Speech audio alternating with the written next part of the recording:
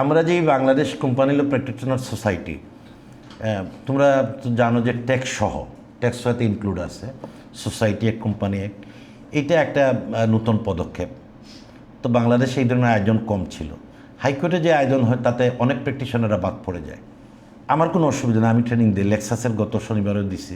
তারা high court based purely, এইটা কিন্তু আলাদা। এই জন্য আমি অন্যান্য জিনিসও বলছি যাতে সব কাজে লাগে। হাইকোর্টের বাইরে যারা, নিম্ন আদালতে যারা, তাদের জন্য কাজ লাগে। নিম্ন আদালতেও কিন্তু কোম্পানির মামলা হয়।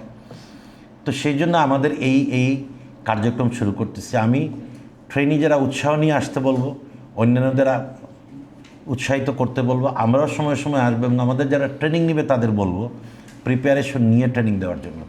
আমাদের অনেক টিচার ক্লাসে গেছেন বই হাতে নিয়ে, মাঝে মাঝে দেখছেন, এতে কোনো দোষের কিছু নাই।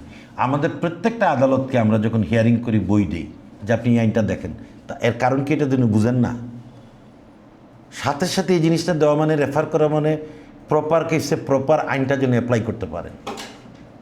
এবং সন্দেহাতীতভাবে লয়ার দুই জাজ একই জিনিস নিয়ে বসে আছে, একটা ইন্টারপ্রিটেশন হবে, আদার সাইড রেসপন্ড করবে।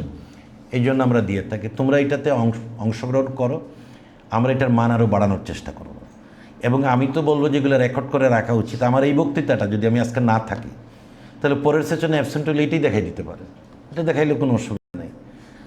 এই কাজটা আমাদের করতে হবে, যে রেকর্ড থেকে দেখানো ভার্চুয়ালি, আর সরাসরি হলে তো আরও ভালোই। আর কোনো প্রশ্ন নাই? আছে আর কোনো প্রশ্ন? আমরা কি বই রেফারেন্স হিসেবে কি জাজমেন্ট করতে পারি?